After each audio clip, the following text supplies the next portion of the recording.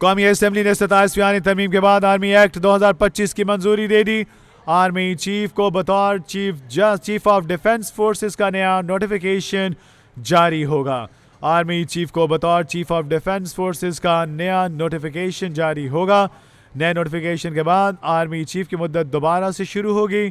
Army act के तहत नए नोटिफिकेशन के बाद आर्मी चीफ की मुद्दत दोबारा शुरू होगी। चीफ ऑफ डिफेंस का ओहदा तकर्री के दिन से 5 साल का होगा।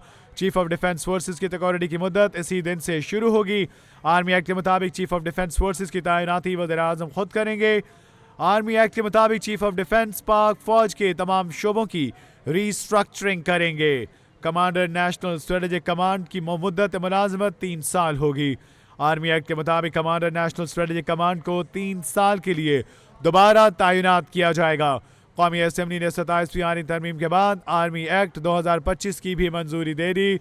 आर्मी चीफ का बतौर चीफ ऑफ डिफेंस फोर्सेस का नया नोटिफिकेशन जारी होगा।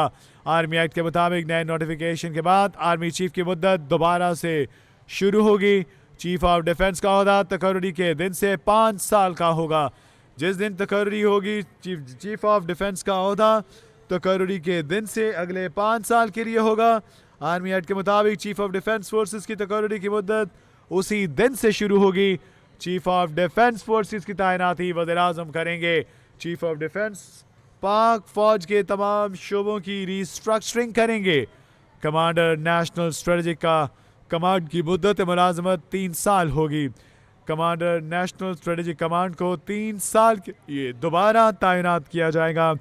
कौमी असम्बली में 27वीं आईनी तरमीम के बाद आर्मी एक्ट 2025 की मंजूरी दे दी गई।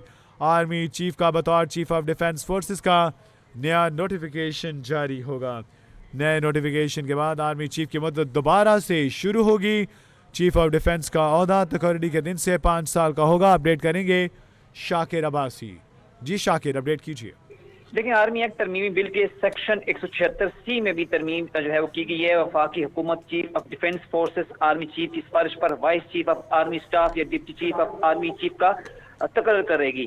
बिल के मतन में कहा गया है कि वाइस आर्मी चीफ अपने इख्तियारात और फ़राइज़ आर्मी चीफ की हिदायत की रोशनी में अंजाम देंगे। सेक्शन बी में हुकूमत का लफ्ज़ तब्दील करके आर्मी चीफ की सिफारिश पर तकर्री की जाएगी। क्लास 8G में भी तरमीम करके क्लास 8G में भी तरमीम करके chairman joint chief of staff committee का ओहदा 27 नवंबर 2025 से खत्म सवर होगा। वज़ीर-ए-आज़म आर्मी चीफ और चीफ ऑफ डिफेंस फोर्सेस की सिफारिश पर 3 साल के लिए commander of national strategic command का तकर्र करेंगे। कमांडर नेशनल स्ट्रेटेजिक कमांड की शराइत और क़वायद और ज़वाबित डिफेंस फोर्सेस की सिफारिश पर कमांडर नेशनल स्ट्रेटेजिक कमांडर को मजीद 3 साल के लिए दोबारा तैनात भी कर सकेंगे। कमांडर नेशनल स्ट्रेटेजिक कमांड की तकर्री दोबारा तकर्री या तोसी को किसी भी अदालत में चैलेंज नहीं किया जा सकेगा। बिल के मतन में कहा गया कि आर्मी एक्ट में रिटायरमेंट की उम्र, सर्विसेज की मियाद और उनको हटाना कमांडर नेशनल स्ट्रेटेजिक कमांड पर लागू नहीं होगा।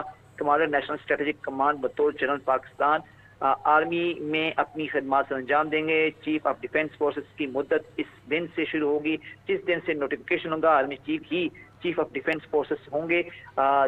जब जनरल को फील्ड मार्शल के ओहदे पर तरक्की दी जाएगी तो ज़ेरी सेक्शन 2 के तहत खदमात जो है अंजाम देंगे। वफाकी हुकूमत army chief of defence forces की फ़राइज़ और जिम्मेदारियों का तयन करेगी। वफाकी हुकूमत मल्टी डोमेन एरियाज में उनकी जिम्मेदारियों और फ़राइज़ को महदूद नहीं कर सकेगी। जी, अपडेट कर रहे थे नुमाइंदा कैपिटल टीवी शाकिर अब्बासी।